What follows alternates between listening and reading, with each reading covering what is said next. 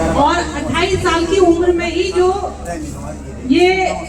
दुनिया को छोड़ के चले गए थे, और आज इतने सालों बाद हम सब उनका जन्मदिन मनाने के लिए यहाँ पर एकत्रित हुए। और जब हम सबका जन्मदिन होता है तो हम कैसे मनाते हैं? जरा हमें ये महसूस करना पड़ेगा कि किसी जन्म दिवस को हम इतने भव्य तरीके से मना रहे हैं, तो उन्होंने कितना बड़ा काम किया होगा। फोटो भेजना, मंदिर। तो एक दिन आपका भी जन्मदिन ऐसे मने, ये आप यहाँ से लेके जाएंगे कि आप चाहे कहीं भी रहे पर कहीं आपका जन्म दिवस मन रहा हो। दूसरा, आप जो यहाँ से लेके जाएंगे, देखिए जो साहित्य है,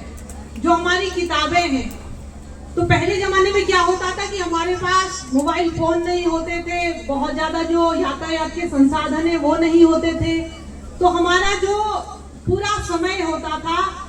जो बचा हुआ समय होता है, जिसको आप लोग मी टाइम कहते हैं, तो वो किताबों के साथ, कॉपी के साथ, पेन के साथ, इनके साथ ही जाता था, और उन पर हम अपनी सारी जो हमारी भावनाएं हैं उनको उसमें उड़ेल देते थे, कभी कहानी के रूप में, कभी कविता के रूप में। और इससे क्या होता था कि एक तो हमारी जो कल्पनाशीलता है, हमारी रचनात्मकता है, वो बढ़ती थी, और दूसरे जब दूसरे लोग भी उसको पढ़ते थे तो वो भी उससे अपने आप को क्या कर पाते हैं, कनेक्ट कर पाते हैं। जैसे आप कोई गाना सुनेंगे तो उसमें आप कहीं ना कहीं अपने को ढूंढते हैं कि ये गाना हम पे कहाँ पे फिट हो रहा है, और आपकी सिचुएशन जैसी हो फिर आप उस गाने को बहुत पसंद करते हो उस सिचुएशन में। तो ये जब आज हमारा जो ज्यादा समय है, हमारे बच्चों का भी जो फोन पे जा रहा है और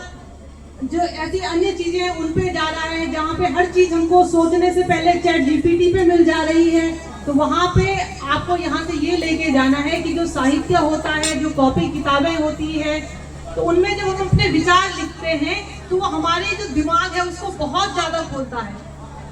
हम सब ने डिजिटल जो चीजें हैं उससे हम बच तो नहीं सकते, जैसे कि इस पूरे फील्ड में धूप हो रही तो आप इससे बच तो नहीं सकते हैं, पर हमने एक टेंट लगाया है, अब उस टेंट के नीचे आके उस धूप से बचे हैं। तो इसी प्रकार आप लोगों को अपनी जो हैबिट्स हैं उसमें ये भी शामिल करना पड़ेगा कि आप जो अपनी कॉपी किताब है उनमें अपने को, चाहे ड्राइंग के माध्यम से आप उनमें अपने विचारों को रेखांकित कीजिए, किसी भी माध्यम से, कविता या कहानी,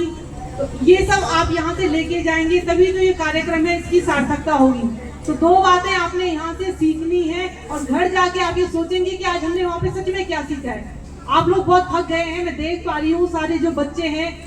क्योंकि बच्चों की कैसे की एक क्षमता होती है, आप लोगों की भी क्षमता है, पर आप ये दो चीजें यहाँ से जरूर लेके जाएंगे और कुछ सीख के यहाँ से जाएंगे।